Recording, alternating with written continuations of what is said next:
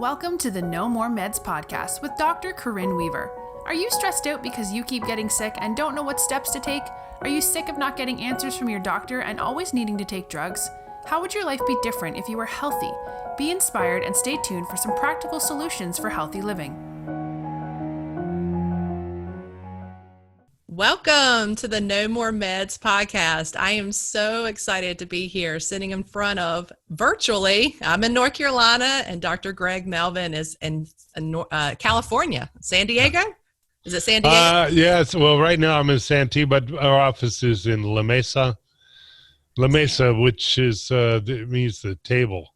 So we're on the table. We're in the table. You're on the top of the table. On the top of the table. That's right. He's been in practice for 43 years of chiropractic. I'm just so excited that he's still very, very passionate about what he does and how he serves the community.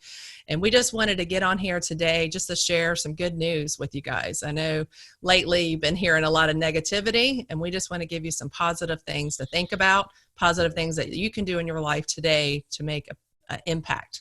So, Dr. Melvin, when I first went to chiropractic school, when I met kids, I met some kids there that have never been vaccinated. And that was just such a shock to me. Like, what? You never been vaccinated? Like, what are you talking about? I mean, we grew up, thinking that we open up a medicine cabinet, we take drugs, we had to be vaccinated to live in this world. And so I think you're the oldest person I've ever met that's never been vaccinated. And that just is amazing to me. And I was able to raise my 3 kids and not vaccinate them. So I want to hear your story, how you're still alive.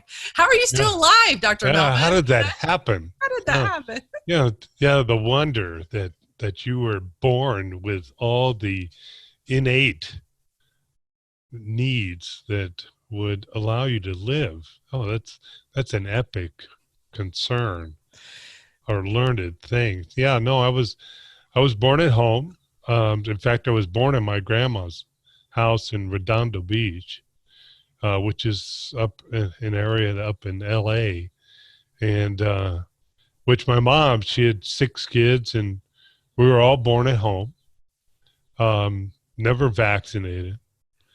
She's with you. You said she's with you today. Yeah, my mother is almost 90. That's and awesome. she's hanging in there. She's had some ups and downs, but she's with us now, so I can keep an eye on her. I think she's just keeping an eye on me. You're right. That's what I think. Yeah. You know how that is. So she must be a powerful woman from day one. Yeah, she's that's well said. That generation, they're fighters, fighter for life. And you know how she got started with her mother, which had 12 kids. Wow. And when the first 3 had passed away, the early times, the 3 that passed away, then they changed the whole eating habits. And she was born on my mom was born on a dairy farm, which dairy farms back then, she went through the whole process of how homogenation, heating the milk, pasteurizing the milk. Right. Destroying the enzymes. That's right. Yeah. Yeah. So, back then, mother's milk it was equal to, milk that was produced by, that you can make mother's milk. When they finally found out that, yes, there are things that are in the milk that allows you to produce resistance. Mm-hmm. And so those are those antibodies, right? Yeah, so that's really that's the beginning. That's the beginning, yes. That's the beginning of the resistance of how you deal with your environment is from mother's milk. Well, exactly. Now they can't say it back then. Oh, you can formula is equal to mother's milk. No. Well, right, it ain't. Exactly. You know what I'm saying? Yeah, So, I know. it's that's where you begin the immunity. Mm-hmm. Like now, do you know about Koch's postulates? No, I don't know about that. What is that? Koch's postulates, which was in the early 1900s. Koch's postulates is where if you had diphtheria, that if you extract that organism, you cultivate it in a petri dish, and then you would inject that into another person, it would produce the disease. Okay. Do you know Koch's postulates, which are 5 postulates that you cannot, they've never been able to produce that? What is it? They just That never, means that, yeah, they couldn't do it. they could do it. Yeah, it's Yeah, impossible. because, and what is it? And that is Theobald Smith's formula. Do you know what Theobald Smith's No, formula is? no. Really? These are all new terms. I didn't get that in chiropractic school. We didn't talk about any of this. Theobald Smith's formula. You can look it up. It's I have to look it Theobald up. Smith's formula is the severity of disease equals the virulence of the organism. That means the strength of the organism against humans, Okay. the number of organisms, and the portal of entry. That means where did it get into the body, Okay. is all divided by the resistance of the host. So why does Koch's postulates, why does it not work? It's because Theobald's formula dictates that the cause of disease has to do with the resistance of the host. That would be Right. you. Yeah. Yeah. Your immune So system. our focus as chiros is how can we improve the resistance of the host so they can defend themselves. And, all these years of you been a chiropractor, have you seen, what changes have you seen, going back to like the epidemic of, 1918 when we had the flu and now we have this going on. Yeah. Has anything changed over the last 100 years? Yeah. You know what you know what the change is? What? You have to, yeah. It's like, have we not learned it's our immune system and building up our immune system, like what you're talking about? Yeah. Finally, I feel like some doctors are getting this, but we're still, the public still doesn't know, wearing face masks, doing all these things. They think it's this germ that's going to attack us, but it's our immune system that has to make us stronger. I mean, I was sick. I mean, the whole reason I got into chiropractic is I was sick. My parents put me in a bubble. And guess what? I lived in a bubble and kept getting sicker. That was not, I did not fix the solution. I needed to get outside, to be exposed to things, to get my immune system to be stronger. Yes. But they wanted me to live in a bubble because it was fear. Everything was fear-based. Well, see, and that's the thing about Louis Pasteur, and there was another scientist at the same era, which was Béchamp. Béchamp and Louis Pasteur. Béchamp had an idea that in order to improve health, you had to improve the environment. So clean air, clean water, positive mental attitude, just the basic fundamentals, where a lot of the change from 1918, 1917, that era of, had to do with cleaning up the water, the sewer system, and clean water and the sewage, where they had a lot of problems in mixing the two. So when they cleaned that up, a lot of your contaminants that what the body had to deal with on an ongoing basis was cleaned up because of how the sewer system and the clean water was separated in a better format. So what's happened back then compared to what's going on today really is quite different. Now the contaminants is what they put in the clean water. Which is fluoride. They're putting fluoride in there, which my mom has been against fluoride since the early days in the 60s. They try to put in and try to put in. And now the government is allowed to put that in. Right. And so fluoride and chlorine, these are contaminants now, has produced a whole new disorder in America, where then, as chiros, what our focus was in the early days was structure and function. It was, and so to validate chiropractic, we really focused on the x-ray. So the x-ray was the focus, the alignment of the structure, and then how do we realign the structure? And so structure and function. And so the x-ray, which D.D. Palmer and Röntgen lived at the same time in 1995. No, 1980. It was 85. No, it was 1895. Yeah, that's reverse. That's right. It was just a reverse. 1895, Röntgen, the beginning of the X-ray. Yeah, wasn't he who was the first one? They called it spinographs back then, right? Yeah.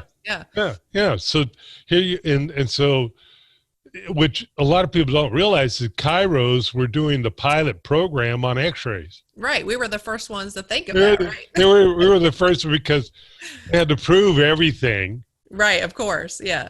Yeah, we had to prove everything and so a lot of upper cervical was started with the Röntgen pilot program of X-rays to validate the organization of structure and function. But I'm going to tell you, that's where thermography that's where that's now thermography. So everything was focused on physiology, but the alignment of the structure was just, we're ad-libbing the structure to the function. And so you say, well, how does thermography work? How does it work? Well, you have to go back and just neurologically, physiologically, when the body is developed in the fetus, the brain and spinal cord and the skin originate from the same fetal tissue, meaning that basically our skin is literally hot wired to the brain and spinal cord. It's literally hot wired. That's awesome. And for good reason. And so what is in the central nervous system, the brain and spinal cord, in order to recognize and to produce a proper internal environment, meaning how to make sure your core temperature is proper, it needed to recognize what was on the outside. Right. So it uses the skin, the largest organ, and you don't think of the skin as an organ, but it is. It is the largest organ of the body, is the epidermis, the skin. And so it recognizes the external temperature in order to regulate the internal temperature.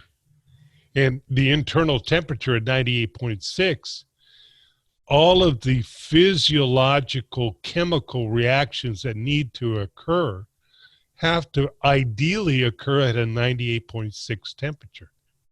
It's so interesting you say this, because just this week I got a new patient that walked in my office, and he was having open wounds on the top of his head and down his neck. And when I looked at those back, he had open wounds all the way down his spine. Yeah. He's been to every doctor you can think of. They don't know what's going on with him. And they just been putting cortisone, steroid cream all over it, and said it's kind of crazy. I mean, they're open wounds, like crazy. I've never seen anything like this before. And when he was trying to find help, he thought of chiropractic. So Yeah. somewhere out there, what you're saying, how the skin and nervous system and all that's related, somehow he got that message and he came into my office and I'm like, yeah, you're like perfect patient to be here. You wouldn't think about chiropractic first, but yeah, that totally makes sense with what you're saying with the skin. So yeah, go on. That's awesome. Yeah. Yeah. The skin, not only is a way to get rid of waste, and this is where the dermatologists, it must be just absolutely, when you think of the body in separate pieces, like the skin, like it's the skin as if it operates by itself, and this is the same thing regarding breast as if they operate by themselves. Right. Exactly. And so where you go to a chop shop, this is how they look at your body, is as if it's a chop shop, where if you have an ear, nose, and throat symptom, then you go to an ear, nose, and throat. Mm-hmm. If you have a digestive disorder, you go to a internal medicine individual.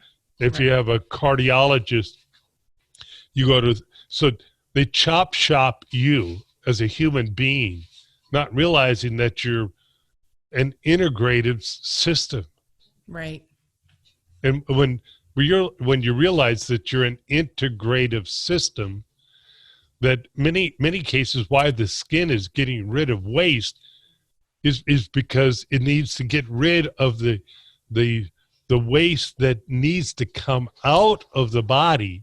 Mm-hmm. So they give you things to stop you from getting rid of those features. So it's kind of like having your oil light going on, and they give you a dimmer switch for the oil light.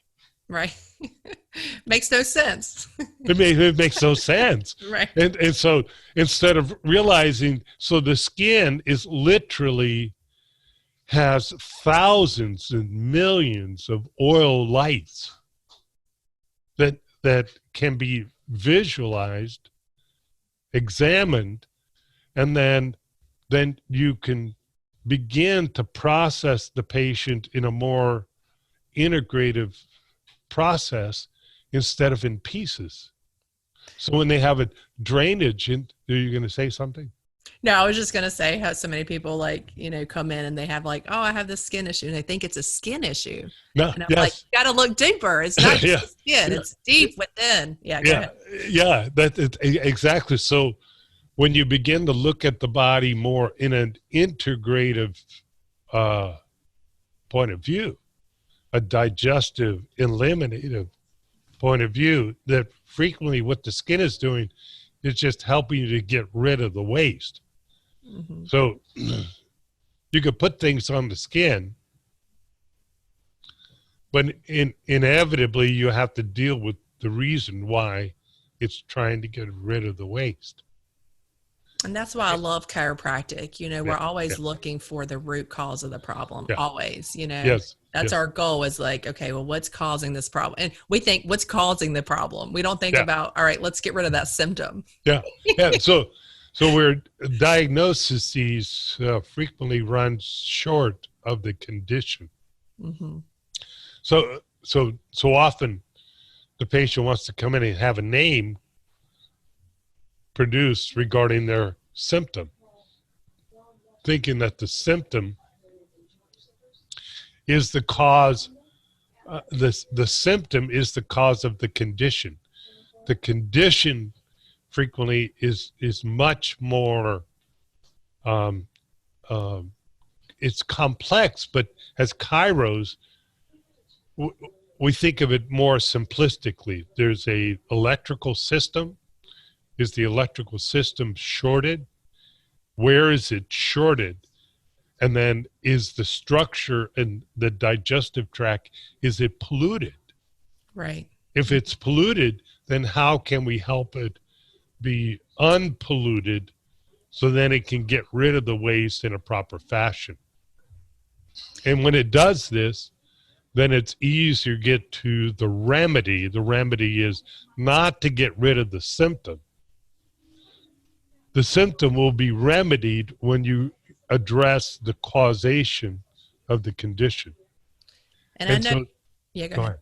Well, I was going to say, I know you read thousands and thousands of thermographies, Yeah. from all over the world. Yeah. And I bet you probably the majority of them is like, get some bentonite, get some fiber, clean out that stuff, Clean out there's some basic, and so in many cases, it's odd that frequently the remedy is consistently the same process.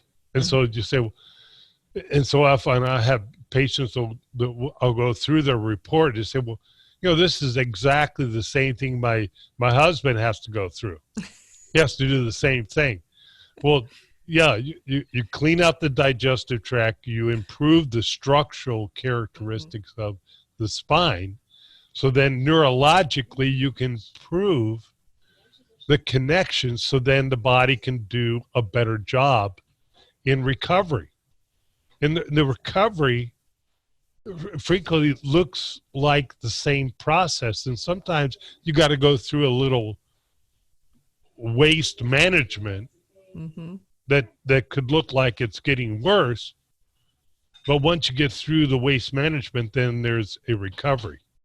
Exactly. Yeah, there's so many people. I mean, my uncle years ago, Amazon John, the main thing, he was like digestive enzymes and fiber. Yeah. He's like, if you just take digestive enzymes and fiber, and I was like, I didn't know that concept. But once, I got the understanding of thermography, and we've been doing it for years now in our office. And I flew out to see you to want to learn. And actually how I connected with you was really my sister. So my sister, she found a lump in her breast, and they wanted, and how they go through all the steps with her. And she was young at that time, in her 20s. And they wanted her to do follow-up mammograms like every 6 months. And I was just like, hold on now, you're like in your 20s, like all that, I know all that ready. I mean, how much as chiropractors, yes, we love x-rays, but we try not to x-rays as long as we have to. And I'm just thinking, all the x-rays exposure for a 20-year-old woman, especially in the breast, this doesn't make sense to me. So just started Googling thermography, and you came up, and got on a plane and went out there, and you guys just welcomed me, and it was just like family, and just to learn everything about thermography and how I've been able to just not just help my sister, but others. And what you've been able to do is, we don't get that message out there. We get all the negativity, right?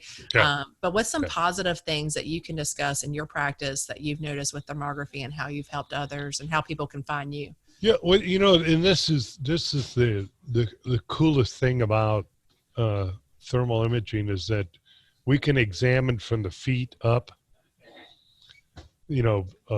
foot disorders, gait disorders, knee disorders.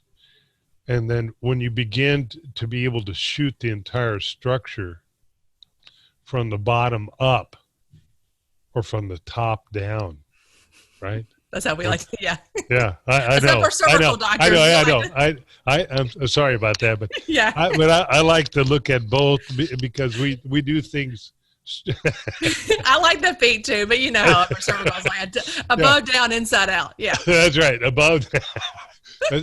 Yeah, and sometimes that fixation, in which chiros, it was all about the X-ray.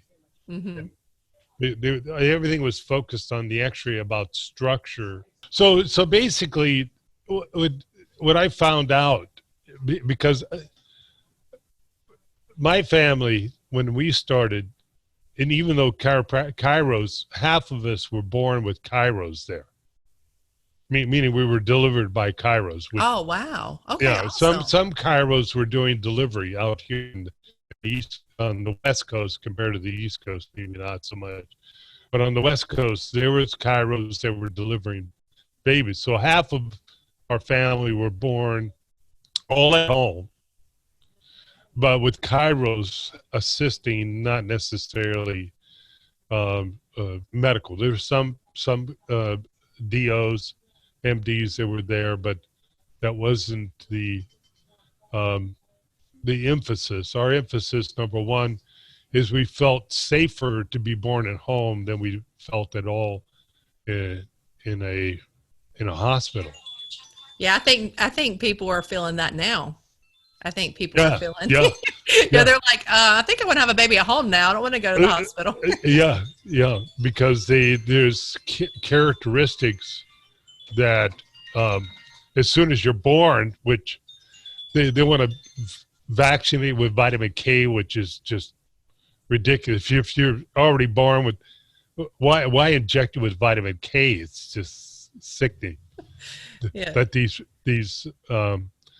so with So you were able, were you delivered from a chiropractor? no, I think who actually really I think I was already born by the time the doctors showed up, and it was my grandmother that was there that helped me be delivered. Were you what number were you? I was in the middle. Okay, so your mom had some practice beforehand. Yeah.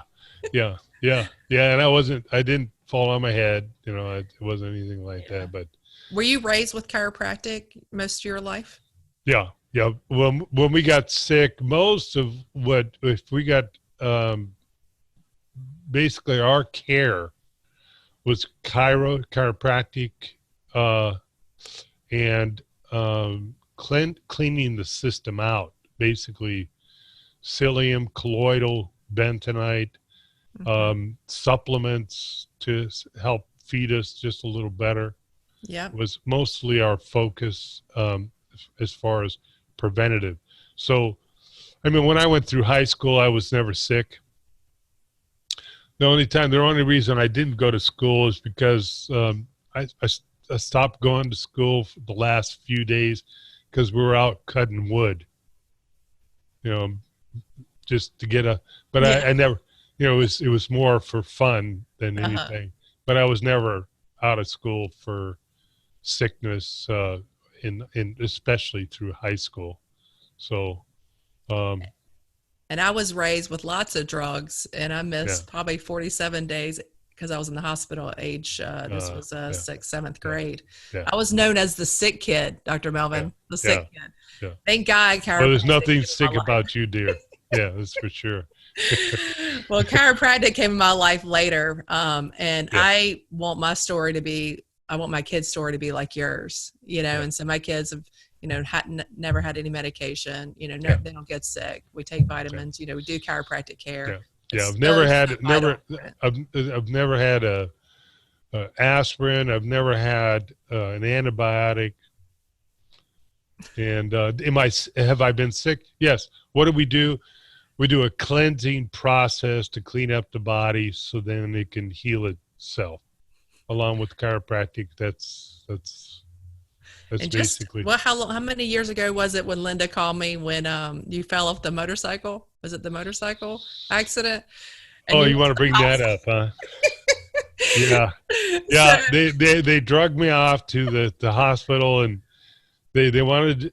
I woke up while I was in the hospital,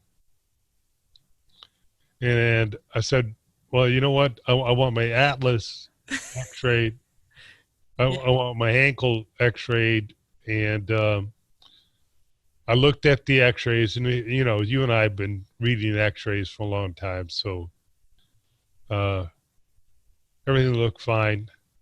And then she said, well, we need to do a CT scan. I said, well, that's fine. I'm not doing the CT scan. And she said, well, and I still had blood on my hands. They didn't even clean up the blood on my hands.